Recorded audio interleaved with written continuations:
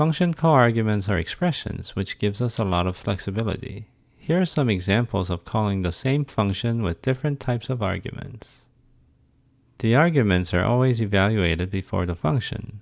Thus, add 5 2 plus 3 is equal to add 5 5. The arguments can also be function calls. As before, Python evaluates the argument add 5 3 first. Assuming that add 5 3 is equal to 8, add 5 with add 5 3 is equal to add 5 8.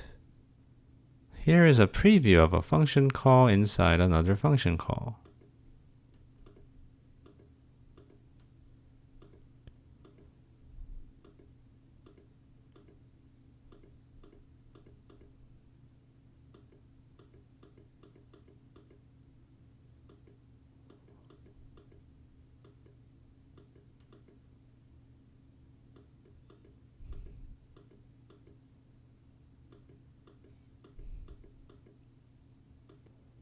Since function calls are also expressions, we can use them as operands in larger operations.